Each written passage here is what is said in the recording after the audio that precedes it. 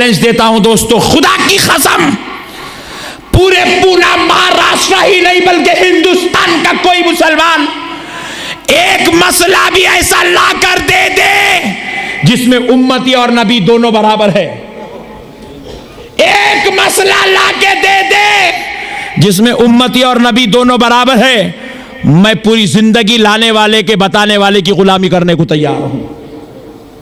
آپ پوچھیں گے کیا مولانا ایک مسئلہ بھی نہیں لا سکتے؟ کہاں سے لا سکتے جی؟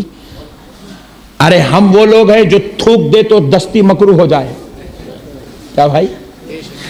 ہم تھوک دے تو دستی مکروہ ہو جائے۔ آپ کو معلوم ہے یہ دستی سے تھوک پوچھے، اب یہ دستی نماز کی جگہ ڈال کر نماز نہیں پڑھ سکتے، نماز مکروہ ہے امام اعظم کے پاس۔ جس دستی سے پسینہ پوچھ دیا جائے وہ دستی نماز کی جگہ ڈال کر نہیں پڑھ سکتے، جیب میں رکھ کر پڑھنا چاہیے، کیونکہ یہ پسینہ اور ہمارا تھوک مکروہ ہے۔ اور ہمارا تھوک صرف مکروہ نہیں ہے اور بہت خطرناک ہے، تھوک دیے تو سامنے والے کی کام پچھان دیتا، اتنا خطرناک ہے پسینہ، اتنا خطرناک ہے، نکل گیا تو بازو والا بازو نہیں ٹھہر سکتا، بولے سڑا ہوا ہے انہیں خود نہیں بدبو آ رہی ہے، یہ ہمارا پسینہ، یہ ہمارا تھوک ہے۔ ارے چل آ، کیا عبادات کی بات کرتا ہے، کدھر تقوی اور پرہیزگاری کی بات کرتا ہے؟ جاہل سن لے، ہمارے پاس جو پسینہ ہے تو سوچتا ہے نبی کو پسینہ ہے، تو سوچتا ہے نبی بھی تھوکتے، نبی بھی کھاتے، نبی بھی ضروریات سے فارغ ہوتے ہیں۔ ارے ذرا آ جا، ہمارا پسینہ اور تھوک کیا ہے اور نبی کا پسینہ اور تھوک کیا ہے دیکھ لے۔ ارے ہمارا پسینہ مکروہ ہے مگر نبی کے پسینے کی عظمت کے صدقے جاؤں۔ ایک بار حضرت ام سلمہ اپنے گھر میں ہے کہ رسول اللہ ان کے گھر آرام فرما رہے ہیں، اپنی زوجہ ہماری ام المومنین حضرت ام سلمہ کے گھر ایک خاتون اپنے بچے کو اس حال میں اٹھا کر لاتی ہے کہ وہ بچہ ہلاکت کے منہ میں ہے، موت کے منہ میں ہے، اور لے آتی ہے، لے آ کر حضرت ام سلمہ سے کہتی ہے اے ام سلمہ، اے ام سلمہ ذرا رسول اللہ کو جگا دو، میرے آقا سے کہہ دو کہ ایک ان کی غلام آج ان کا جو ہے صدقہ لینے آئی ہے کہ اس کا بچہ مرنے کو ہے، وہ اپنے آقا سے صدقہ مانگتی ہے، میرے آقا کچھ ایسا کر دے کہ میرے بیٹے کو زندگی نصیب ہو جائے۔ حضرت ام سلمہ سوچتی ہے آقا بڑے تھکے ہوئے ہیں، ابھی آرام فرمائے ہیں، میں اپنے آقا کو کیسے جگاؤں؟ حضرت ام سلمہ سوچتی ہے کہ پہلے میں ذرا اپنا نسخہ تو آزما لیتی ہوں۔ حضرت ام سلمہ جھٹ سے پلٹی، تابدان کی طرف گئی اور تیزی کے ساتھ ایک شیشی لے کر پھر وہ بیمار بچے کے پاس، اس غمزدہ ماں کے پاس آئی، اس شیشی میں انگلی ڈباتی ہے اور نکال کر بچے کے منہ میں رکھتی ہے۔ وہ بچہ جو موت کے منہ میں تھا، ہلاکت ہونے کو قریب تھا، وہ جیسے ہی وہ شربت، وہ آب حیات، وہ حضرت ام سلمہ کی انگلی کو چوستا ہے، اٹھ کر کھیلنے لگتا ہے، صحت یاب ہوتا ہے، شفا پا جاتا ہے۔ تو میرے دوستو، ماں پریشان ہو کر پوچھتی ہے اے ام سلمہ تم پر میری جان قربان، تم نے کون سا شربت پلایا، تم نے کون سا آب حیات پلایا، میرا بچہ کھیلنے لگا ہے۔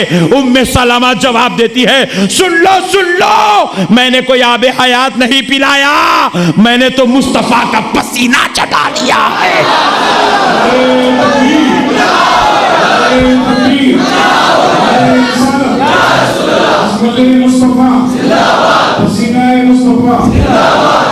میں نے تو مصطفیٰ کا پسینہ چٹا دیا ہے۔ اللہ اللہ، ہمارا پسینہ وہ ہے کہ بدبو کا کام کرے، لوگوں کو دور کرنے کا کام کرے، نبی کا پسینہ وہ ہے جو معجزہ بن کر کام کر رہا ہے، معجزے کا کام کرے۔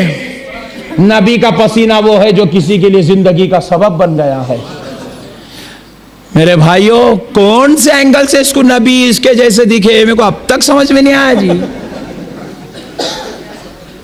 بڑے خطرناک لوگ نکلے بھائی، آخری مینٹالٹی ہے، آخری۔ یہودی جہاں تک سوچ سکتا، اس سے اگر آگے کوئی سوچ سکتا تو وہاں بھی سوچ سکتا۔ امریکہ پریشان ہے ان لوگوں سے، ارے جہاں گھنٹے کو پیسے ملتے ہیں وہ گھنٹے چھوڑ کے کھٹکے مار لیتے، پھر کیا خطہ کیا ایسا؟ یہاں گھنٹوں کی قدر کرنے والی قوم میں اتنا لائٹ لے کے 40 دن بھاگ جا رہا۔ امریکہ پریشان ہے۔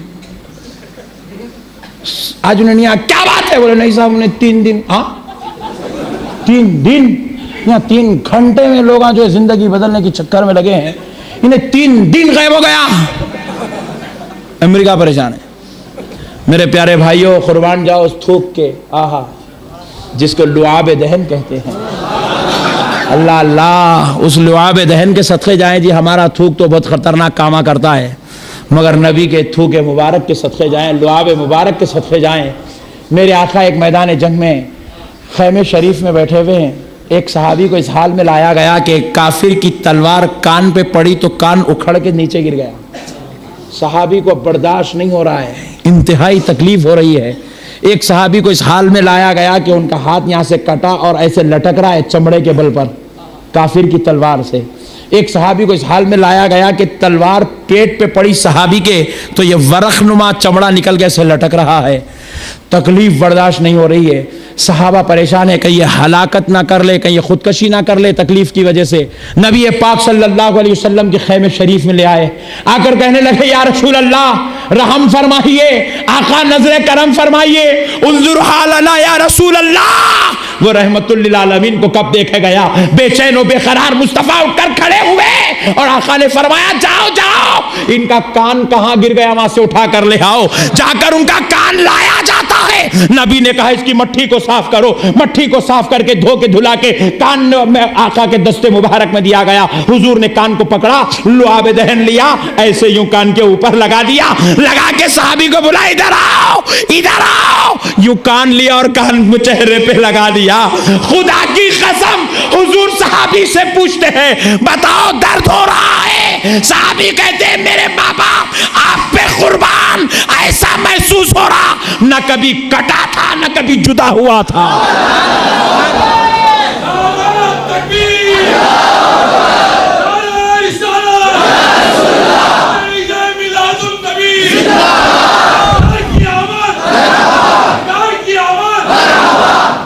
میرے بھائیوں، کون سے اینگل سے انہیں نبی کو اپنے برابر سمجھا جی؟ حضور بولے ان کو ادھر لاؤ۔ وہ صحابی کا ہاتھ لیے حضور ایسے پکڑے، اپنا لعاب دہن لیے ان کے ہاتھ پہ یوں لگائے۔ آہا، خدا کی قسم ایسے جڑ گیا کبھی ٹوٹا ہی نہیں تھا۔ حضور نے اپنا لعاب دہن لیا، چمڑا یوں پکڑ کے ایسے لعاب دہن یوں لگا دیا، صحابی کا پیٹ جیسا تھا ویسا ہو گیا۔ یہ میرے آقا کی شان ہے میرے بھائی، انہیں کون سے اینگل سے نبی کو اپنے جیسا سمجھا جی؟ کہاں ہے رے لڈو؟ میں ملنے کے واسطے آیا ہوں پونا، تیرے سے آ تو صحیح۔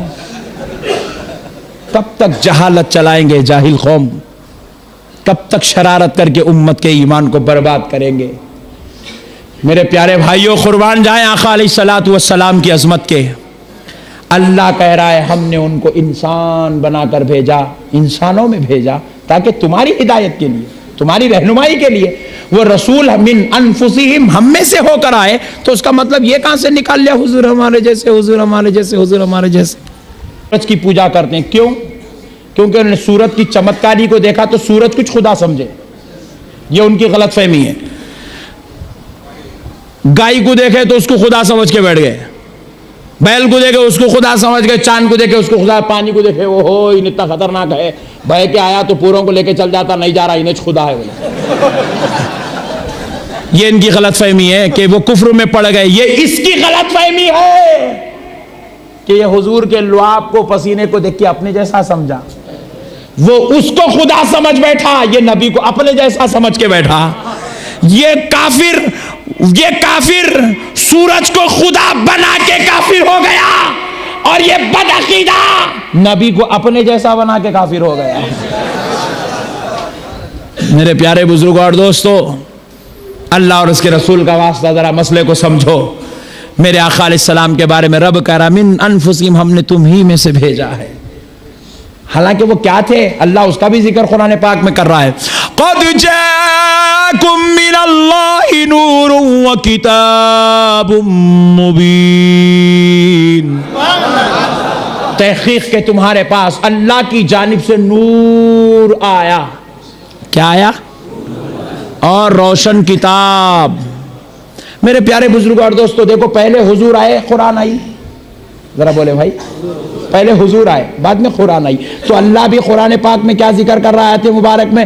قَدْ جَاءَكُم مِّنَ اللَّهِ نور, اللہ کی جانب سے تمہارے پاس نور آیا. جب یہ نور کو تم لوگ سمجھ لیے, جان لیے, پہچان لیے, تو اب اللہ کہہ رہا ہے وَكِتَابٌ مُبِينٌ, اب تمہاری ہدایت کے لیے میں روشن کتاب کو بھیج رہا ہوں.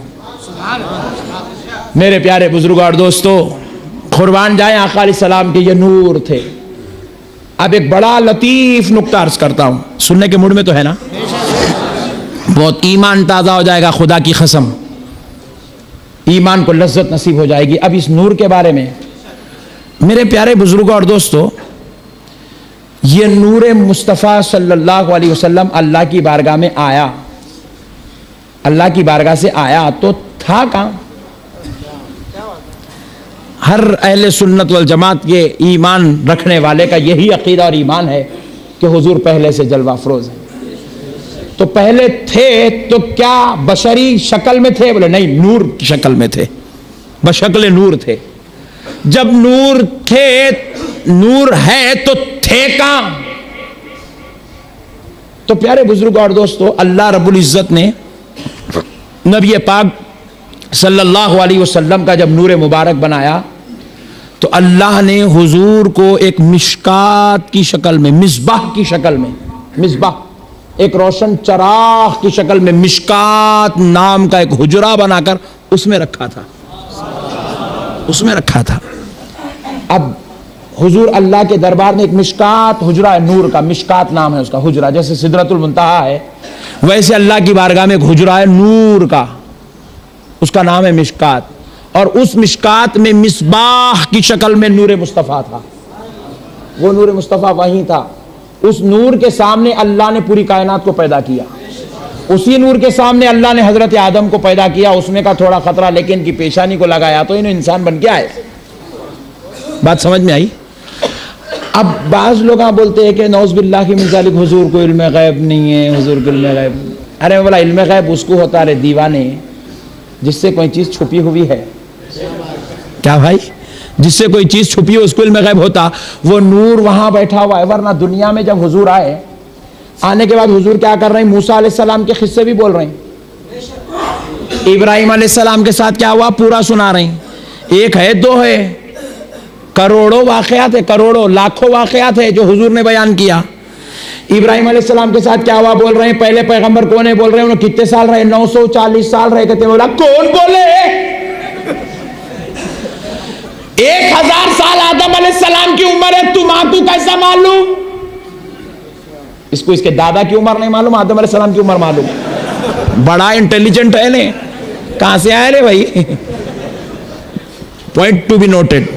اے پونا کے دانشور میرے بھائیوں, میرے مسئلوں کو سمجھو, میں کیا بتانا چاہ رہا ہوں. اس کو دادا کی عمر نہیں معلوم, حضرت آدم کی عمر کیسا معلوم؟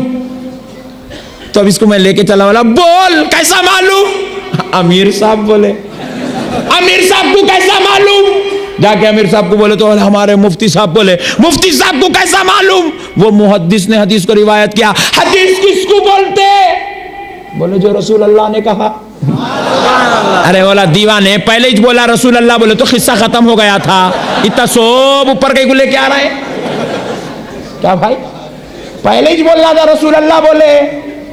حضرت ابو بکر بھی بولتے ہیں تو زبان مصطفیٰ سے سن کے بولتے ہیں. غوث اعظم بھی بولتے ہیں تو حدیث کو نقل کرتے ہیں. امام اعظم بھی بولتے ہیں تو حدیث کو دلیل بنا کے بولتے ہیں.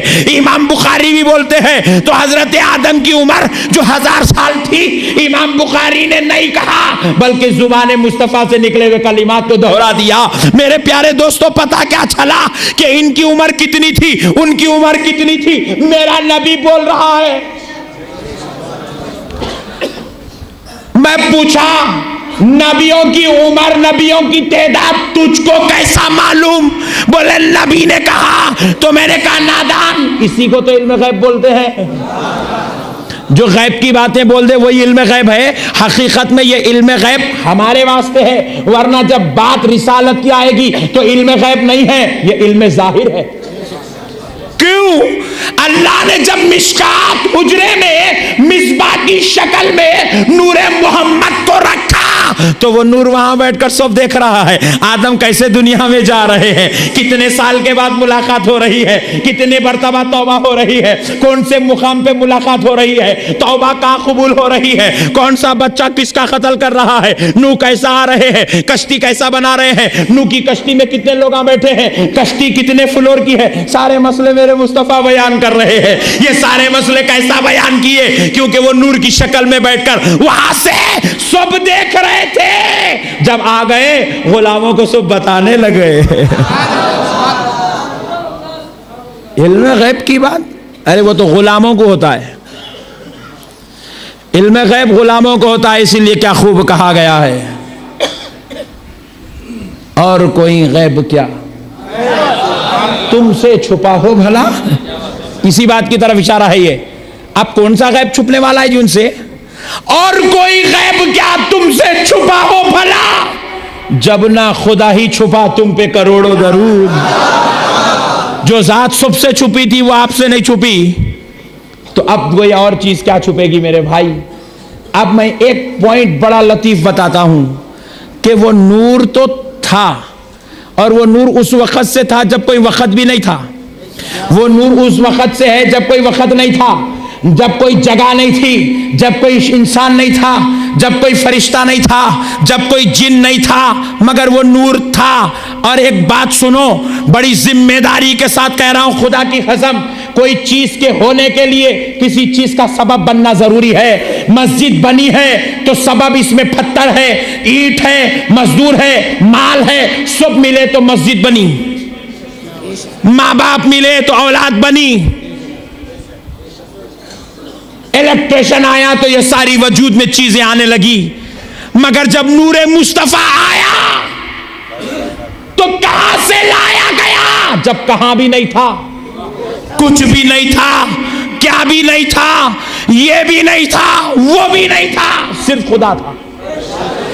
پوچھا گیا نور مصطفیٰ کہاں سے آیا, تو جواب دیا رب نے, بندے کچھ بھی نہیں ہے تو کیا ہوا, میں تو ہوں. میں نے اپنے نور کو نکالا, سامنے رکھ کے اس کا نام محمد رکھ دیا.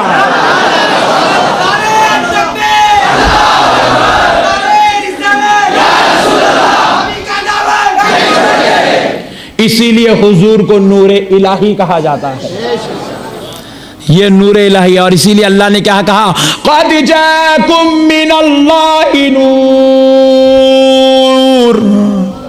وہ نور اللہ کے پاس سے آیا ہے. اللہ نہیں بول رہا عرش پہ سے آیا ہے, سدرہ پہ سے آیا ہے, آسمانوں پہ سے آیا, نہیں, اللہ کے پاس سے آیا ہے.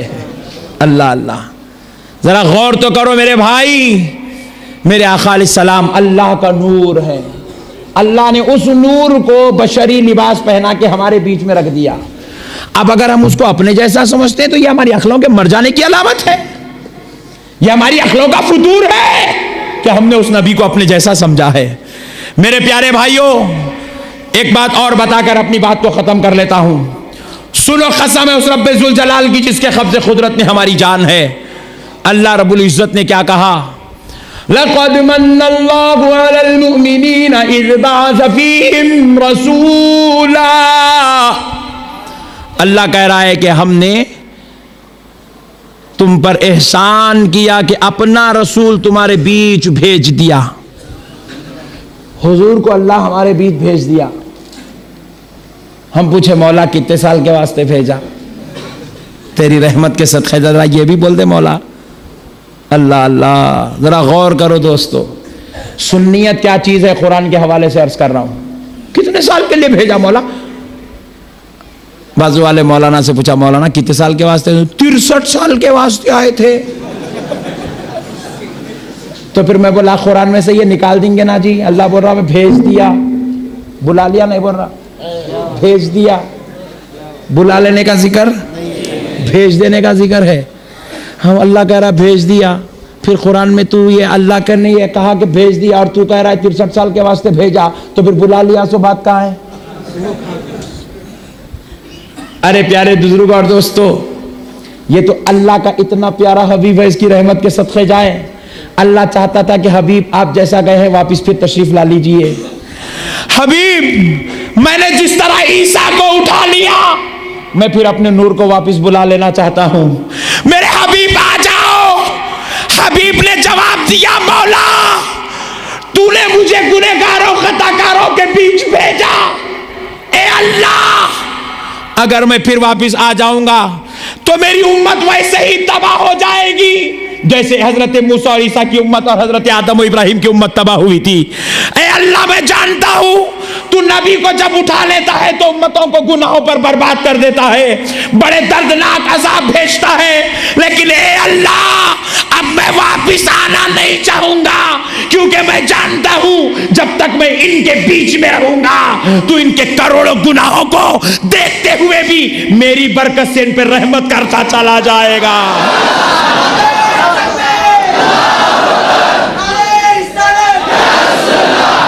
اور پھر یہی ہوا دوستو, قرآن کی بات سمجھو, اس امت میں وہ سارے گناہ ہوئے جو گناہ حضرت اسحاق کی امت میں ہوئے تھے, جو گناہ بنی اسرائیل میں ہوئے تھے, جو گناہ لوط علیہ السلام کی امت میں ہوئے تھے, وہ سارے گناہ اس امت میں ہوئے. خود مصطفیٰ جان رحمت نے کہا میری امت میں ہر وہ گناہ ہوگا جو پچھلی امتوں میں ہوتا رہا, حتیٰ کہ ایک بیٹا اپنی ماں سے, ایک باپ اپنی بیٹی سے زنا کرے گا.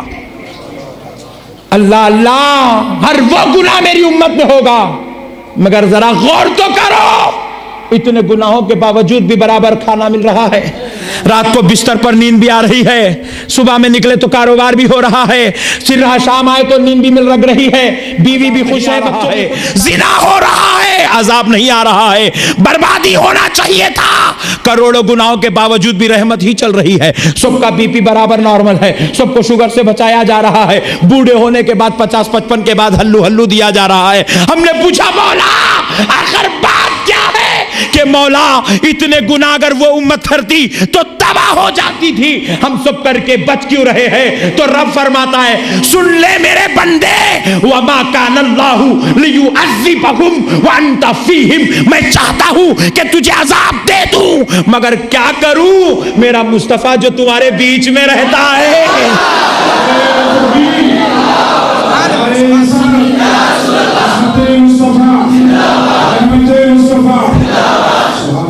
رب نے بھیج دیا تو واپس نہیں بلایا. اللہ اللہ رب نے بھیج دیا واپس نہیں بلایا. وہ حضرت آدم تھے جو آئے اوپر تھے, آئے تو گئے نہیں, آئے تو گئے نہیں, یہیں رہ گئے. وہ عیسیٰ تھے جو گئے تو آئے نہیں, وہیں رہ گئے. پوائنٹ نوٹ کیا جائے عظمت مصطفیٰ پر.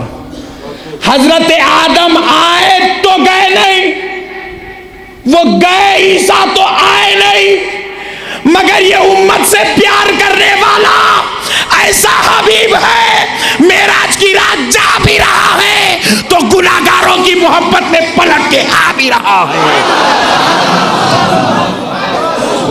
گناہگاروں کی محبت میں پلٹ کے آ بھی رہا ہے.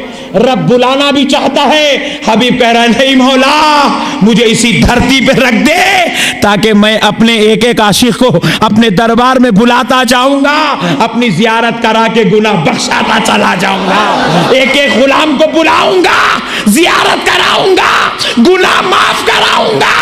اور پھر اسی لیے مصطفیٰ نے کہا وجبت محبتی, اس لیے پیارے مصطفیٰ نے کہا من زارا خبری وجبت لہو شفاعتی, جو میری خبر کی زیارت کر لے اس پر میری شفاعت واجب ہو گئی ہے. میرے دوستوں مسئلوں کو سمجھو, جہالت کے بازار گرم مت کرو, چھوڑو اس مصطفیٰ سے دشمنی, آپ کو نہیں بول رہا ہوں بازو والوں کو بول رہا ہوں, چھوڑو اس مصطفیٰ سے دشمنی جس کا صدقہ کھا کے زندہ ہو, جس کی نالین پاک کے طفیل زندہ ہو. اس نبی کے ساتھ بغاوت کرنا کون سی عقل مندی ہے جو ہماری خاطر وہاں نہیں جا کے یہاں رہ گیا ہے. اللہ اللہ. پھر اس کے بعد ذرا غور کرو پیارے دوستو, اللہ رب العزت نے کہا کہ حبیب اگر آپ وہاں رہنا چاہتے ہیں تو آپ اگر اس بات سے خوش ہے تو آپ کا رب بھی اس بات پر راضی ہے, آپ ان کے بیچ رہیں. اب بڑی بات بتا رہا ہوں مولانا, خدا کی قسم عاشقو اپنی قسمت پہ ناز کرو. اے سنیو, حبیب پاک کیوں رہ گئے؟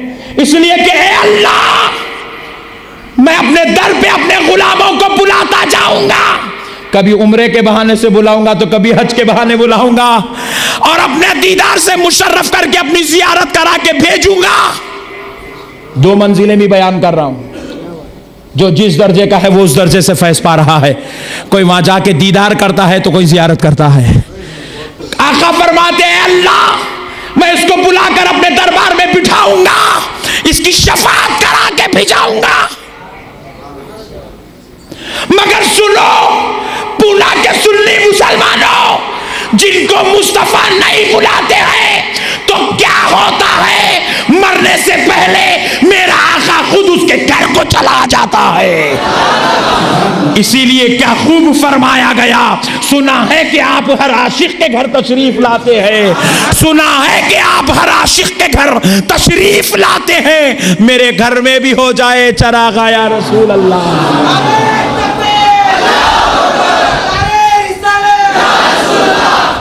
میرے بھائیوں، وہ نبی عظمت والے میدان محشر میں ہوں گے، اللہ مقام محمود ان کے لیے بنایا ہوگا، مقام محمود ان کے لیے بنایا ہوا ہوگا، مگر وہ نبی مقام محمود پر بعد میں بیٹھیں گے، گناہگاروں کے لیے محشر کی دھرتی پر سجدہ پہلے کریں گے۔ ارے ویسے نبی کے لیے اس نبی کو چھوڑ کے یہ ملاؤں کے پیچھے جانا کون سی عقل مندی ہے؟ اس نبی کی فاتحہ سے اعتراض کرنا، دور بھاگنا کون سی عقل مندی ہے؟ آخری بات بتا کر بات ختم کر لوں، بات فاتحہ کی نکلی ہے تو اس نبی پر ہم فاتحہ کیوں پڑھتے ہیں؟ میرے بھائیوں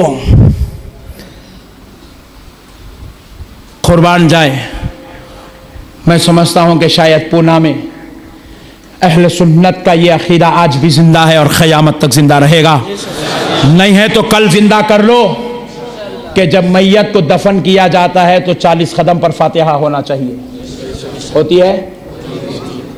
کوئی اگر روکا تو اس کو روک دو، مگر فاتحہ کو مت روکو۔ کیوں؟ 40 قدم پر میت کے پاس جو فاتحہ دی جاتی ہے اس کا معاملہ کیا ہے؟ سنو، زندگی بھر دیا، ایسے ہزاروں مسائل ہیں جو خود سنی کو نہیں معلوم، انہیں کہیں کو کر رہا نہیں معلوم، انہیں پوچھتا ہے کیا آئے ہے نہیں ہے بول کے نہیں بھاگ جاتا، ایسا نہیں ہے۔ کوئی بھی اگر آپ کو پوچھے فاتحہ دینا فرض ہے، واجب ہے، سنت ہے، بولنا جاہل، یہ سوال اس کہیں کو پوچھا تو؟ فاتحہ دینا نہ فرض ہے، نہ سنت ہے، نہ واجب ہے، نہ کچھ ہے، نہ کیا ہے، مگر فاتحہ میری عقیدت ہے، میرے آقا کی بارگاہ میں میری غلامی کا نذرانہ ہے، اور میرے نبی کے کنیکشن کو جوڑ کے رکھنے کا طریقہ ہے۔ کیا بھائی؟ نماز پڑھے تو بندے خدا کا کنیکشن جڑتا، فاتحہ پڑھے تو غلام اور نبی کا کنیکشن جڑتا، روزہ رکھنے سے بندے اور خدا کا قرب ہوتا، سلام پڑھنے سے نبی اور امتی کا قرب ہوتا ہے۔ اس لیے ہم لوگ کہتے ہیں یا نبی سلام علیکہ، ہم لوگ اتنا ہی بولے، لیکن جو بڑے بڑے بزرگان دین گزرے ہیں انہوں نے سنا وعلیکہ السلام، مدینے سے آواز آ رہی ہے، اللہ اللہ۔ تو 40 قدم پہ فاتحہ کیوں دیتے ہیں؟ سنو، جب میت کو لے کے نکلے، نہلائے دھولائے، نماز پڑھے، جنازہ پڑھ لیے، تو جنازے پہ فاتحہ جب پڑھی جاتی ہے تو وہ جنازہ دنیا کی جنازے پہ جو فاتحہ ہوتی ہے وہ دنیا کی آخری فاتحہ، خلاص، chapter close, account closed, right? جنازے پہ فاتحہ ہو گئی، پھر لے کے جا کے خبر میں لٹا کے خبر پہ مٹھی ڈال کے پھر ایک فاتحہ، یہ آخرت کی اب پہلی فاتحہ ہے۔ اب اس کے بعد 11، 10واں، 40واں، 20واں، 25واں، 28واں جتنے پورے کرتے، اب وہ مسئلوں میں گئے تو پھر اب 4 بج جاتے ہیں، پھر کبھی آئے جب انشاءاللہ۔ تو بہرحال ہوا کہ آخرت کی پہلی فاتحہ خبر سے، خبر کی زندگی آخرت کی زندگی کی ابتدا ہے، پہلی فاتحہ بھیج دیا اللہ، اب تیرے حوالے کر دیا مولا، یہ ثواب بھی اس کے حق میں دے دے، اس کو بچا لے، ختم ہوگا مسئلہ۔ پھر 40 قدم پہ آ کے پھر ایک فاتحہ، انہیں بحرانے کتنے تو بھی پڑھتے رہے تم لوگ، ہاں، اٹھے کی فاتحہ، بیٹے کی فاتحہ، لیٹے کی فاتحہ، کیا تو بھی خصہ سن، جب جو 40 قدم پر جو فاتحہ پڑھی جا رہی ہے، خدا کی قسم وہ فاتحہ نہ میت پہ پڑھی جا رہی ہے، نہ قبر پہ پڑھی جا رہی ہے، نہ درگاہ پہ پڑھی جا رہی ہے، نہ مزار پہ ہے۔ ارے میرے آقا علیہ السلام ارشاد فرماتے ہیں ان العبد اذا وضع فی قبرہ، جب بندے کا انتقال ہو جاتا ہے اس کو اس کی قبر میں لٹا دیا جاتا ہے، فتولی عنہ اصحابہ لیسمع قرع نعلہم، اس کے ساتھ آنے والے اس کے دوست اس کو قبر میں لٹا کر مٹی ڈال کر پلٹتے ہیں تو وہ پلٹنے والوں کی جوتیوں کی آواز کو اپنی کان سے سنتا ہے۔ قبر میں لیٹنے والا جوتیوں کی آواز کو اپنی کان سے سنتا ہے۔ پھر آگے آقا ارشاد فرماتے ہیں اتاہ ملکان، اس کے پاس 2 فرشتے آتے ہیں۔ کتنے؟ 2۔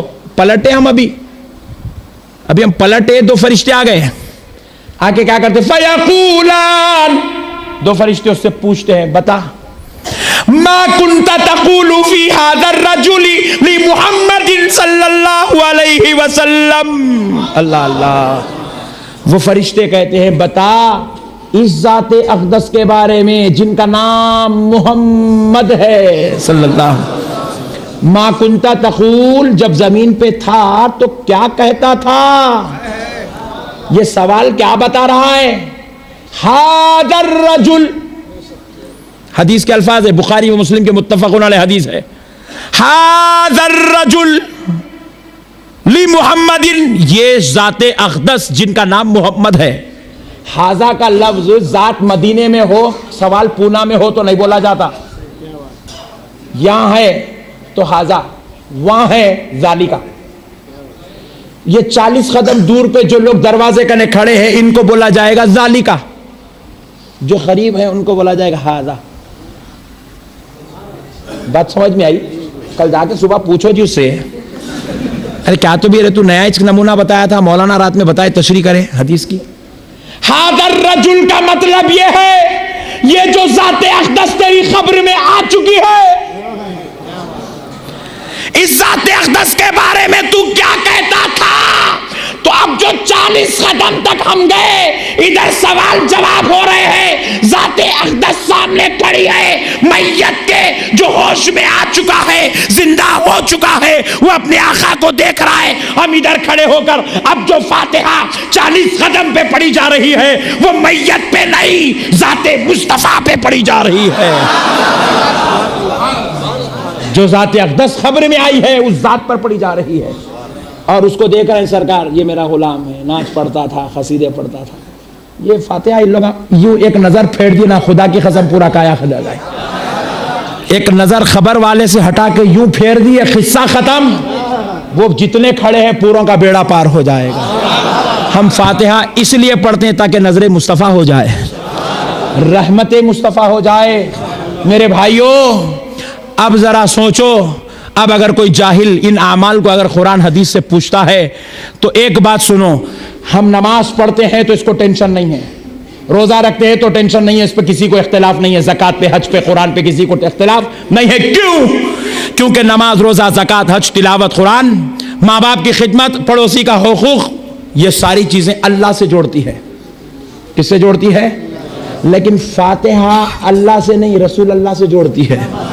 سلام اللہ کو نہیں بھیجتے، یا نبی سلام علیک، یا اللہ سلام علیکہ نہیں بولتے، یا نبی سلام علیکہ بولتے ہیں، سلام نبی سے جوڑتا ہے۔ فاتحہ کا ثواب اے اللہ تو لے لے نہیں بولتے، اے اللہ اس کا ثواب نبی کی بارگاہ اقدس میں پہنچا دے، کیونکہ غلام اور نبی کے رشتے کے جوڑنے کا نام فاتحہ ہے، غلام اور نبی کے رشتے کے جوڑنے کا نام سلام ہے۔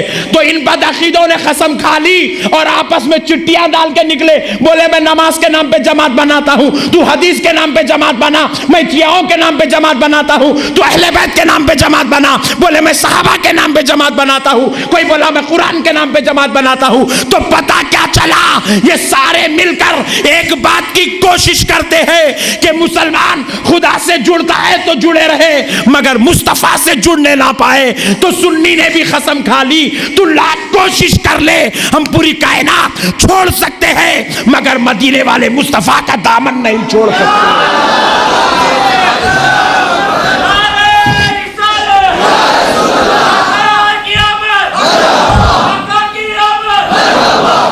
ہم مرنا پسند کریں گے مگر مدینے والے مصطفیٰ کا دامن چھوڑنا پسند نہیں کریں گے. وما علینا الا البلاغ برحمتک. اب نے احسان کی بات آئی تو صرف ایمان والوں کا ذکر کیوں کیا؟ بھیجنے کی بات آئی تو جمعیت کا ذکر کیا. احسان کی بات آئی ایمان والوں کا ذکر کیا. ایمان والے مطلب سنیوں کا ذکر کیا.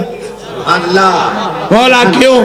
تو رب کی بارگاہ سے جواب آتا ہے سن لے بندے، رسول تو سب کے لیے آئے. سبوں نے رسول کو دیکھا، سب رسول کو چاہا، سب رسول پاک صلی اللہ علیہ وسلم کے قریب آئے. لیکن آنے کے بعد کوئی صرف داڑھی لے لیا،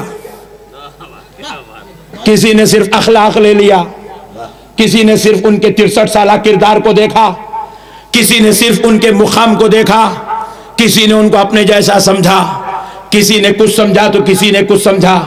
لوگ ان کے اخلاق کو لیے، ان کے کردار کو لیے، لیکن ان کی محبت کو دلوں میں نہیں لیے.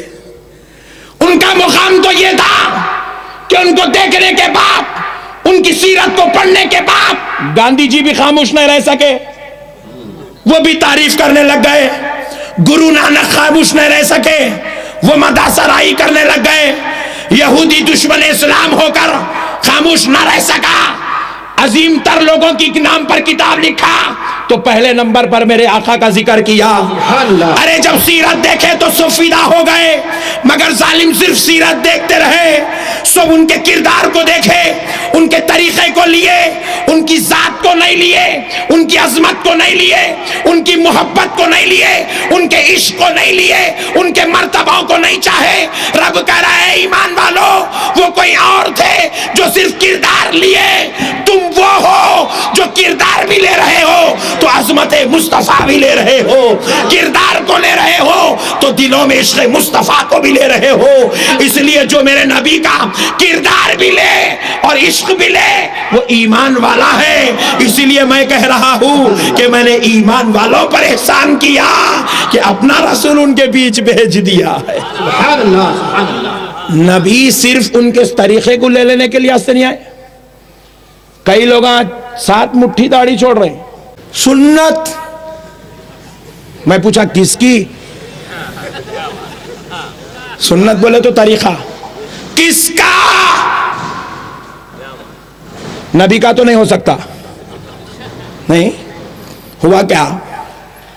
ہمارے حیدرآباد میں میرے گھر کی رجسٹری کرانے رجسٹریشن اور رجسٹرار کے پاس پہنچا رجسٹریشن آفس، تو ایک صاحب کاؤنٹر پہ بیٹھے ہوئے، سب رجسٹرار ہے.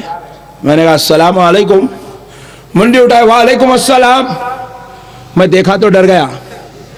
میں بولا یہ کیا ہے؟ کالر لگا کے داڑھی اندر ڈال لی.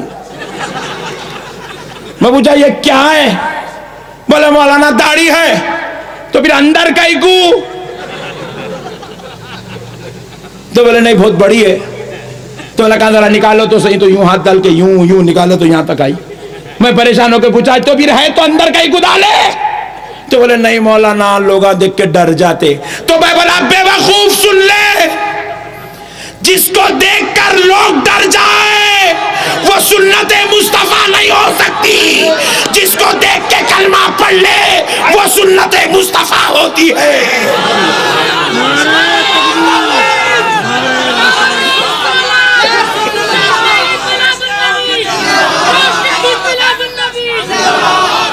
ارے مومن کا چہرہ تو ایسے ہوتا ہے دیکھو تو خدا یاد آ جائے. ایمان والوں کی علامت یہ ہے کہ دیکھنے والا فدا ہو جائے. ایمان والے کو اپنا چہرہ چھپانے کی ضرورت نہیں پڑتی، غداروں کو چھپانے کی ضرورت پڑتی ہے، باغیوں کو چھپانے کی ضرورت پڑتی ہے، چوروں کو چھپانے کی ضرورت پڑتی ہے. اور سنت میں بولا کس کی؟ سن لے، تو نے جو داڑھی چھوڑی ہے وہ نبی کی سنت نہیں. سنت ضرور ہے مگر نبی کی نہیں، یہودی کی. تو یہودیوں کی سنت پہ عمل کرتا ہے. میرے پیارے بھائیوں، میں نے اس سے کہا سنو رجسٹرار صاحب، اگر تم اپنی داڑھی پر فخر کرتے ہو، میں تمہارے شہر کا رہنے والا ہوں، میرا گھر کا نمبر اب تم ہی دینے والے ہو. جب بھی تمہیں ایک دلیل مل جائے میرے گھر پہ ضرور آنا اور مجھ سے ملاقات کرنا. اگر دلیل تم صحیح طریقے سے حدیث کے حوالے سے لا لیے، میں بھی تمہارے جیسا داڑھی چھوڑنے کو تیار ہوں۔ 10 سال ہو گیا اب تک نہیں آیا۔ میں بولا کیا حدیث؟ بخاری کی ضرورت نہیں ہے، کہاں سے لاتا لا لے، ایک حدیث لے کے آ کہ رسول اللہ کی داڑھی اتنی بڑی تھی، یا 1.5 لاکھ صحابہ میں کسی صحابی کی داڑھی اتنی بڑی تھی، یا کسی تابعی کی داڑھی اتنی بڑی تھی۔ تو چلتے پھرتے اٹھتے بیٹھتے جس امام بخاری کا نام لیتا ہے، یا وہ امام بخاری کی داڑھی اتنی بڑی تھی، ایک حدیث لا لے، ایک روایت لا لے، ایک حکایت لا لے، میں ماننے کو تیار ہوں۔ اب تک نہیں آیا میرے بھائی، حوالہ بنا رہے ہیں قوم کو، بھولے بھالے مسلمانوں کے ایمان کو بیچ رہے ہیں، خرید رہے ہیں۔ اللہ اور اس کے رسول کا واسطہ ہے رائے پور کے مسلمان بھائیوں، ان ظالموں کی باتوں میں پھنس کر اپنے ایمان کو برباد مت کرو۔ اللہ کہہ رہا ہے میں نے ایمان والوں پر احسان کیا کہ ان کے بیچ اپنا رسول بھیج دیا ہے۔ اب پیارے بزرگوں اور دوستوں ذرا غور تو کریں، قربان جائیں آقا نامدار مدنی تاجدار علیہ السلام کی عظمت کے، اللہ رب العزت نے ہمارے درمیان اپنے رسول کو بھیجا تو کیا کہہ رہا ہے؟ من اللہ، اللہ نے احسان کیا۔ کیا کیا بھائی؟ ذرا زور سے، احسان کیا۔ دیکھو جب آپ پر کوئی احسان ہو جائے تو آپ کیا کرتے ہیں؟ شکر ادا کرتے ہیں، نہیں بھائی؟ شکر ادا کرتے ہیں۔ کیوں؟ فار ایگزامپل، مثال کے طور پر آپ راستے سے نکلے، پیدل ہو یا گاڑی پہ ہو، سامنے ایک گڑھا ہے، آپ کی آنکھوں سے چھوٹ گیا اور آپ اس میں پیر رکھنے ہی والے یا ٹائر اترنے ہی والا تھا، بازو سے کسی نے آواز دے دی، بھائی کیا کر رہے ہو؟ کیا موت کے منہ میں گرنا چاہتے ہو؟ ٹھہرو، یا گڑھا پڑا ہے۔ جیسے ہی آپ دیکھے اور رک گئے، اللہ کا شکر ہے، اللہ تیرا شکر ہے کہ میری ہڈی ٹوٹنے والی تھی بچ گئی۔ کیا بھائی؟ جب کوئی مصیبت سے بچاتا ہے، اس بچانے کا نام احسان ہے، اس بچانے کا نام احسان ہے۔ ہم نے پوچھا مولا آپ نے نبی کو بھیج کر کہا کہ ہم نے تم پر احسان کیا، یہ کون سا احسان ہے جو نبی کے آنے سے ہم گناہگاروں پر ہوا؟ تو رب کریم کہتا ہے پلٹ کر دیکھو، جب یہ مصطفیٰ نہیں آئے تھے تو سب ظلم کے گندے گڑھے میں گرے ہوئے تھے، تمہارے پاس گندگیاں تھی، تمہارے پاس جاہلیت تھی، تمہارے پاس گندے کام تھے، تم دوزخ میں جانے والے تھے۔ آمینہ کا لال کیا پیدا ہو گیا؟ تمہیں ہاتھ پکڑ پکڑ کے دوزخ سے نکال کے جنت میں ڈال رہا ہے۔ تم بت پرستی کرنے والے تھے، آمینہ کا لال کیا پیدا ہو گیا؟ تمہیں بت پرستی سے چھڑا کر خدا پرستی سے جوڑ رہا ہے۔ آمینہ کا لال کیا پیدا ہو گیا؟ تمہیں منحوس کتابوں سے توڑ کر قرآن مجید سے جوڑ رہا ہے۔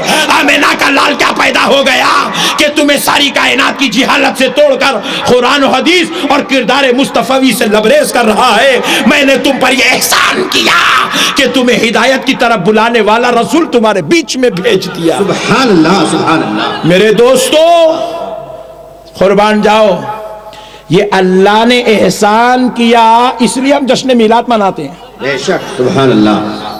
لوگ ہم پوچھو جشن میلاد کہیں کو مناتے ہیں، یہ اتنی لائٹنگ لگانا کہاں ہے، یہ جلسے کرنا کہاں ہے، اتنے پیسے خرچہ کرنا کہاں ہے؟ کہیں بھی نہیں ہے۔ اس کے عقیدے کے مطابق، ہمارے عقیدے کے مطابق تو سینکڑوں حدیثیں، سینکڑوں روایات صحابہ کی پوری زندگی بھری پڑی ہے۔ مگر دوستو اس نے ایک عقیدہ بنایا کہ جشن میلاد منانا کہاں ہے۔ تو میں پوچھا اگر خدا نہ خواستہ تیرے عقیدے کے مطابق کہیں بھی نہیں ہے تو نہیں کرتا کیا؟ تو بولے نہیں، میں جو صحابہ نے کیا میں وہی کرتا ہوں، جو صحابہ نہیں کیا وہ میں نہیں کرتا۔ تو میں بولا اپنی بات پہ قائم رہنا، جو صحابہ کرے وہی کرنا، جو صحابہ نہیں کرے، جو قرآن میں ہے حدیث میں وہی کرنا، جو قرآن حدیث میں نہیں ہے وہ نہیں کرنا۔ بات صحیح ہے، ایتھنٹک ہے۔ آؤ ذرا غور کرتے ہیں صحابہ والا کام کیا ہے۔ میں اس کو پوچھا مولانا ذرا غور تو کرو کہ تم وہی کام کرنے والے ہو جو صحابہ نے کیا؟ بولے بے شک۔ میں بولا تمہاری شادی ہوئی؟ بولے نہیں، تھوڑے دن کے بعد ہے۔ میں بولا وہ کب؟ بولے 20 تاریخ کو۔ اچھا، 20 تاریخ کے دن میں مولانا کے گھر پہ پہنچ گیا۔ انہوں بالکل شیروانی پہن کے، کرتا پائجامہ پہن کے، صحرا ڈال کے تیار ہو رہے تھے۔ میں پہنچ گیا، ان کو شادی خانے کو لے جانے کے لیے نیچے مرسیڈیز کار ٹھہری ہوئی تھی، پوری پھولوں سے سجی ہوئی تھی۔ میں مولانا کے پاس پہنچ گیا. بولے مولانا ٹھہرو, یہ کیا پہن رہے؟ بولے شیروانی. میں پوچھا کیوں؟ بولے مولانا آج میں نوشا ہوں, دولہا ہوں دولہا. ارے یہ تو دولہے کا ڈریس ہے. تو بولا 15 دن پہلے تو نے کہا تھا کہ تو وہی کام کرے گا جو صحابہ نے کیا تھا. تو صحابہ میلاد نہیں منائے تو تو نہیں منایا تھا, اور جو کام صحابہ کریں گے تو نے وہی کام کرنے کا وعدہ کیا تھا. میں بولا اترا, شیروانی اتار. پوچھا کیوں؟ صحابہ پہنے تھے کیا؟ اتار شیروانی. شیروانی اتار دیا. اس کے بعد میں بولا ٹھہر جا, یہ کرتا پاجامہ اتار. بولے مولانا پہنوں کیا؟ میں بولا صحابہ والا لباس لایا ہوں, ٹھہر. اون کی کمبل, ایک بلینکٹ لے گیا, لے جا کے اس کو دیا, پہن. مجبوری کو اوپر سے ڈال لیا. گنڈیاں لگانے جا رہی ہوں. میں بولا صحابہ کے زمانے میں کاجر ٹاکنے کی مشین نہیں تھی, گنڈیاں بھی نہیں تھے. ٹھہر جا. ببول کے کانٹے لے کے لگا دیا. لگا کے میں بولا چلا نیچے, کار میں بیٹھنے جا رہا. میں بولا صحابہ کار میں نہیں بیٹھے تھے, ٹھہر جا. حدیث میں جس سواری کا ذکر آیا ہے وہ خچر ہے, حدیث میں جس سواری کا ذکر آیا ہے وہ گدھا ہے. میں بولا تیرے لیے میں نے سواری کا بھی انتظام کیا. لے آ کے گھر کے سامنے خچر ٹھہرا کر کے اس کو اس پہ بٹھایا, فوٹو لیا, واٹس ایپ پہ اس کے سسرے کو سینڈ کر دیا. میں بولا دولہا تیار ہے, دلہن کو جلدی لاؤ. بولے مولانا میں ایسے کو اپنی بیٹی نہیں دیتا, انہیں تو آدھا پاگل نہیں پورا پاگل نظر آ رہا ہے. ذرا غور تو کرو مسلمانوں, اپنی شادی میں عیاشی کر لیا, قرآن حدیث یاد نہیں آئی, جوڑے کی رقم میں ساس سے بٹوا لے لیا, صحابہ یاد نہیں آئے, غریب بچی کے باپ سے اپنی شادی میں 500 لوگوں کو کھانا کھلایا. نہ قرآن یاد آئی نہ حدیث یاد آئی. لاکھوں روپے کا پلینوں میں ٹرینوں میں سفر کیا, جا کے امریکہ سے چندہ جمع کر کے لایا. نہ صحابہ یاد آئے, نہ قرآن یاد آئی, نہ حدیث. اپنی مسجدوں میں اے سی لگا کے ٹھنڈک میں سجدے کرتا, ویلویٹ کی بہترین جانماز بچھا کے سجدے کرتا, عالی شان جو ہے ممبر اور محراب بنا کے نماز پڑھتا. نہ صحابہ یاد آئے, نہ قرآن یاد آئی, نہ حدیث. ارے میرے مصطفیٰ کا میلاد کیا لگا, 1-4 دن لائٹ کیا لگ جاتی ہے, ایک جلسہ کیا منعقد ہوتا ہے. ظالمو, یہ تمہاری کیسی غیرت ایمانی ہے کہ تم اس آقا کا جس کا کلمہ پڑھتے ہو اس کی میلاد کو قرآن سے پوچھتے ہو. یہ تمہارا قرآن حدیث سے سوال کرنا امت کی ہدایت کے لیے نہیں ہے, یہ تمہارے کافر ہونے کی نشانی ہے, گمراہ ہونے کی نشانی ہے, دوزخی ہونے کی نشانی ہے, اولاد یزید و شیطان فرعون و نمرود ہونے کی نشانی ہے. ارے قرآن حدیث یاد کرنا ہے تو اپنے گھر میں بیٹھ کے یاد کرنا. اور ایک مسئلہ بولے, اتنے لاکھوں روپے لگا کے جلسے کرنا, لائٹاں لگانا, یہ اسٹیجوں کو سجانا, پورے رائے پور کو دلہن کی طرح سجا دینا, یہ کون سی عقل مندی ہے؟ اتنا پیسہ خرچہ کرنے کے بجائے غریب بچی کی شادی کرتے تو اچھا تھا. یہاں پہ بولے, یہاں نہیں بولتے, ہر جگہ بولتے. امریکہ میں بول رہے, رائے پور میں کیوں نہیں بولیں گے؟ غریب بچی کی شادی کرتے تو اچھا تھا. میں بولا ایسا میلاد النبی کے لیٹر دیکھ کے تے کو غریب بچی یاد آئی. میں بولا تمہارے بچے کی شادی ہوئی؟ الحمدللہ. کہاں کرے؟ شادی خانے میں. کتنے لوگ آئے تھے؟ 1000. کتنا خرچہ ہوا؟ 4 لاکھ. میں بولا کتنے بڑے ظالم ہو تم, 4 لاکھ روپے آپ نے کالے بیٹے کے ولیمے میں خرچہ کر دیے. نافرمان بیٹے کے اوپر اتنا خرچہ کر دیا. 1000 لوگوں کی دعوت کیا. کیا صحابہ اپنے ولیمے میں 1000 لوگوں کو بلائے تھے؟ کیا قرآن میں کہیں ذکر ہے 1000 لوگوں کا ولیمہ کیا جائے؟ کیا کہیں رسول اللہ نے فرمایا سنت میرا ولیمہ سنت ہے, لہٰذا میری سنت کو اتنی زور شور سے کرو, جتنے زیادہ سے زیادہ لوگ ہو سکتے دعوت میں بلاؤ, اور 12 قسم کی مرغی کھلاؤ, 3 قسم کا میٹھا بناؤ؟ کیا سرکار نے ایسا کہا تھا؟ بولو نا بھائی. پھر میں نے پوچھا تو نے کیوں کیا؟ تو اگر غیرت مند باپ کا بیٹا تھا تو اپنے بیٹے کے ولیمے میں 5 لوگوں کو بلاتا, دیوان خانے میں بٹھاتا, کھچڑی کھچا کھلا دیتا, 2 پھول کے ہار پہناتا, سب کو بھیج دیتا, قصہ ختم تھا. 5,000 روپے میں ولیمہ ہو جاتا. 3,95,000 روپے رکھ کے غریب بچے کی شادی کرنا تھا. اپنے بیٹے کا ولیمہ پورا دھوم دھڑاکے سے باجا بجا کے کر لیا, غریب بچی یاد نہیں آئی. ساری کائنات کو جنت میں لے جانے والے آقا کی میلاد کا جشن منا رہا ہے تو غریب بچی یاد آ گئی. سبحان اللہ سبحان اللہ. یہ بہت بڑی ظالم قوم ہے میرے بھائیوں. بغض نبی نے اتنا اندھا کر دیا. یہ بولتے کیا ہیں ان کو سمجھ میں نہیں آتا, یہ کرتے کیا ہیں ان کو سمجھ میں نہیں آتا, یہ کہتے کیا ہیں ان کو سمجھ میں نہیں آتا, یہ لکھتے کیا ہیں ان کو سمجھ میں نہیں آتا. اس لیے اللہ کہہ رہا ہے ایمان والو میں نے تم پر احسان کیا کہ اپنا رسول تمہارے بیچ بھیج دیا. احسان کا بدلہ بندہ خدا کے ساتھ تو احسان نہیں کر سکتا. جزاء الاحسان الا الاحسان بندوں کے ساتھ ہے. خدا احسان کیا, بندہ بدلے میں احسان نہیں کر سکتا, بدلے میں شکرانہ ادا کر سکتا ہے. تو ہم جشن میلاد منا کر خدا کا شکر ادا کر رہے ہیں. دیکھ مولا آج تیرا حبیب آیا ہے, ہم نے پورے رائے پور کو اس شکرانے کے لیے دلہن بنا دیا ہے. دیکھ مولا آج تو نے مصطفیٰ کو بھیجا ہے, ہم نے تیرے نبی کی آمد کی خوشی میں دیکھ جشن میلاد کا اہتمام کیا ہے. دیکھ لے مولا تو نے احسان کیا, شکرانے میں ہم غریبوں کو کھانا بھی کھلا رہے ہیں, گھروں میں فاتحہ بھی دلا رہے ہیں, بہترین کپڑے پہن کر جلوس میں نکل کے مصطفیٰ کے گیت گا کے ثابت کر رہے ہیں کہ مولا ہم تیرا شکر ادا کر رہے ہیں. بس اتنا کرم کر, جب احسان کیا تھا آج شکر قبول فرما لے. سبحان اللہ. میرے بھائیوں اجی اور ایک بات یاد رکھو, جب کوئی نعمت مل جائے تو خوش ہونا انسانی فطرت ہے. خوش ہونا انسانی فطرت ہے. ایک مثال دیتا ہوں, بات پوری سمجھ میں آ جائے گی. ایک صاحب کو دواخانے سے کال آیا, بیٹا ذرا جلدی آؤ, تم باپ بن گئے ہو.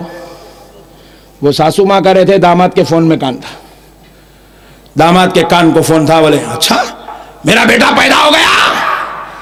دواخانے کو آیا, آ کے بچے کو دیکھا, ویٹنگ چیئر پہ آ کے یوں ہاتھ بن کے نیچے منڈی ڈال کے بیٹھ گیا. ساس پریشان, بچے کو دیکھ کے انہیں خوشی نہیں ہو رہا. اب ساسو ماں پریشان ہے, کیا ہوا بھائی بچے کو دیکھ کے خوش کیوں نہیں ہو رہا ہے, خوش کیوں نہیں ہو رہا ہے.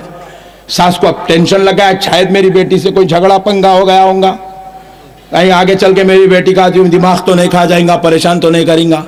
ساس کو دیکھ کے سسر جی بھی پریشان ہے, خود اس کے ماں باپ بھی پریشان ہیں. ساسو ماں بڑی ہمت کر کے قریب آئے, آ کے پوچھے کیا ہوا بیٹے, بچے کو دیکھے آپ خوش نہیں ہوئے. بولے نہیں ساسو ماں میں بڑا خوش ہوں. تو ساس بولی, کان پکڑ کے ہمت آ گئی ان کو کہ خوش تو ہے, ٹینشن کچھ بھی نہیں ہے. کان پکڑ کے بولی دیوانے خوش ہے تو جا مٹھائی لے کے آ. سبحان اللہ سبحان اللہ. بولے بیٹے جا مٹھائی لے کے آ. نہیں, ارے تو باپ بن گیا, آپ مٹھائی کھلا لوگوں کو, مبارکبادی دے, لوگوں سے گلے مل. گلے بھی نہیں ملتا, مبارکباد بھی نہیں دیتا, مٹھائی بھی نہیں کھلاتا, نیچے منڈی ڈال لے کے بیٹھنا. بولے اس کو خوشی نہیں بولتے, اس کو ناراضگی بولتے ہیں. ایسا اچھی بات ہے. اٹھا, اب مٹھائی لانے کو گیا, جا کے 2 کلو مٹھائی لایا. اب گلے مل رہا ہے, بغل ہو گیر ہو رہا ہے, ہاتھ ملا رہا ہے. اب مٹھائی کھلانے گیا تو بازو میں کھڑا تھا,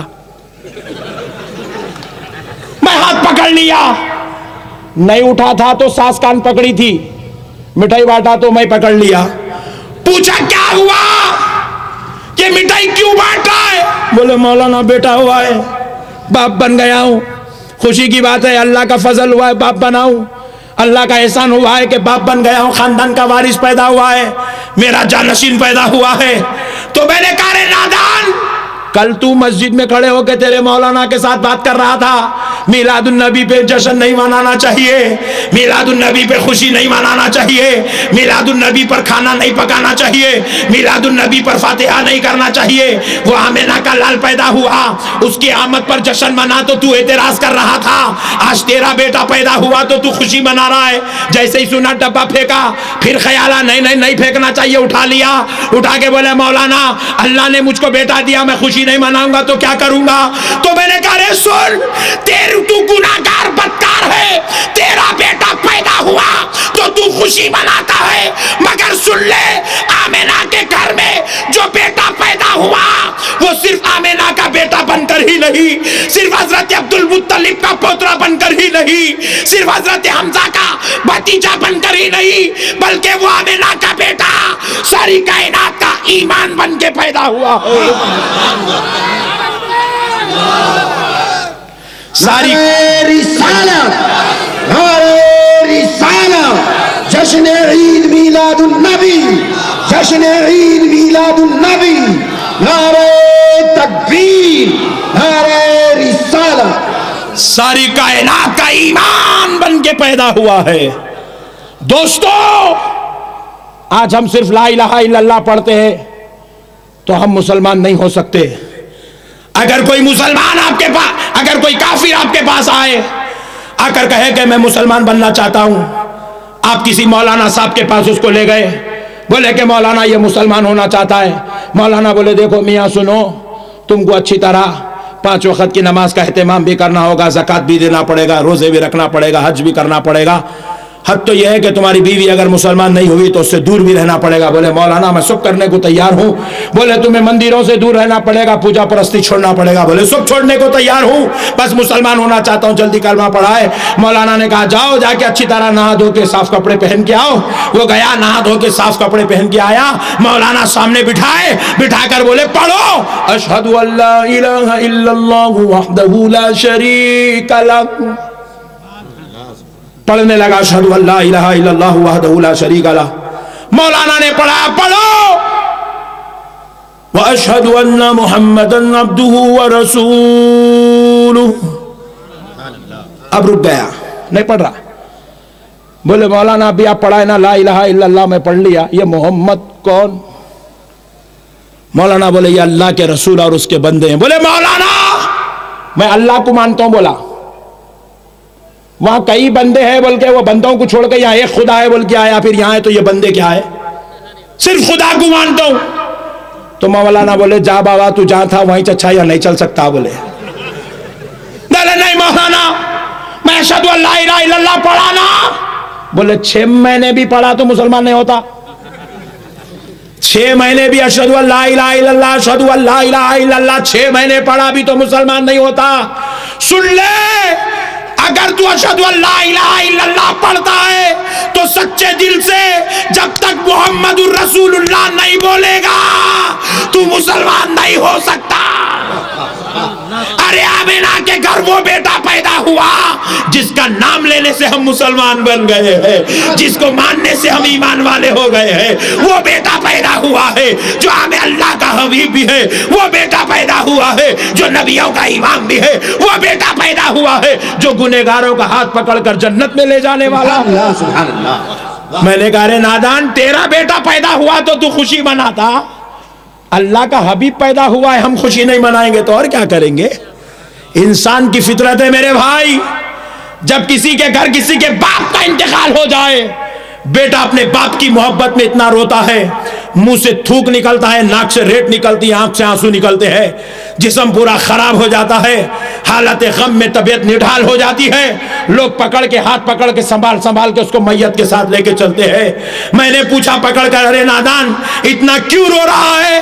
بولے مولانا کیسے عجیب انسان ہو، کیا سوال کر رہے ہو؟ دیکھتے نہیں آگے میرے باپ کا جنازہ جا رہا ہے، جس کا باپ مر گیا ہو وہ بیٹے کا غم نہیں کرے گا تو اور کیا کرے گا؟ تو میں پوچھا یہ غم کرنا قرآن حدیث میں کہاں لکھا ہے؟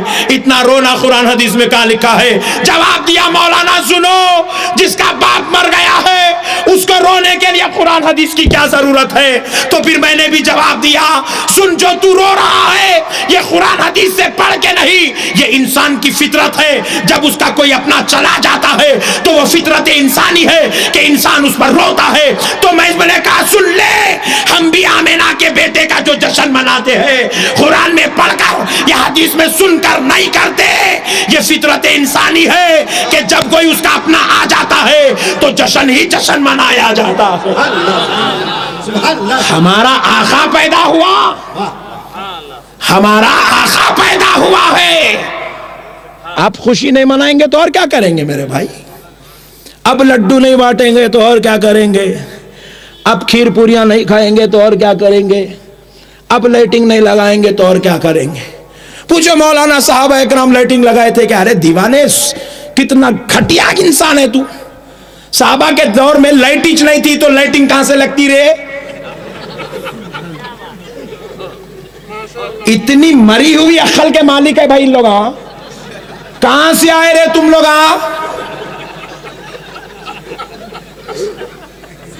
میرے کو ایک جنا پوچھا مولانا آپ لوگ آج درگاہ کو گئے 50 روپے کے پھولا لے کے جا کے چڑھاتے، صحابہ چڑھائے تھے کیا؟ ارے میں بولا دیوانے، آج بھی کعبۃ اللہ میں پوائنٹ نوٹ کیا جائے، آج بھی کعبۃ اللہ میں ڈرینیج سسٹم نہیں ہے۔ کیوں؟ کیونکہ کعبے کی جو زمین ہے وہ پتھریلو زمین ہے۔ کیا زمین ہے بولو بھائی؟ پتھریلو زمین ہے، وہاں آج بھی چاول نہیں نکلتا، گنا نہیں لگتا، گھیو نہیں بنتی، ٹماٹے نہیں نکلتے، بھنڈی نہیں اگتی۔ جتنا ان لوگ کھا رہے پورا انڈین پروڈکٹ ہے، ہم لوگ بچا کے ان کو دے رہے ہیں۔ بات سمجھ میں آئی؟ جہاں پہ چاول نہیں نکلتا وہاں پھول کا جھاڑ کہاں سے لگیں گا رے چڑھانے کے واسطے؟ تو بولے مولانا آپ بھی نہیں چڑھاتے نا؟ دیکھو ایک بولے تو ایک بولتا بھائی، بولے مولانا آپ بھی نہیں چڑھاتے نا؟ تو میں بولا تمہارے بابا جان وہاں پرنس بن کے بیٹھے ہوئے ہیں، پرمیشن تو دلا دے، خدا کی قسم ہندوستان کی دھرتی پر اٹھنے والا ہر ایک گلاب کا پھول مدینے کی گلیوں میں بچھا ہوا نظر آئے گا۔ سبحان اللہ، نعرہ تکبیر، نعرہ رسالت،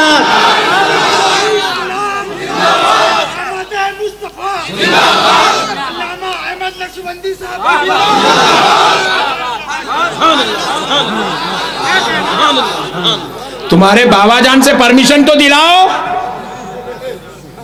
پھر دیکھو کون نظر آتے ہیں۔ ارے ہمارے عشق کو انت آتا ہے، پھول نہیں چڑھاتے نا، چادر نہیں چڑھاتے، تو بند کر کے رکھا، کھول کے تو دیکھ۔ ارے سن لے، ہمارا یہ ایمان ہے، ہم کیا خاک پھول چڑھائیں گے؟ ارے تو اجازت دلا کے تو دیکھ،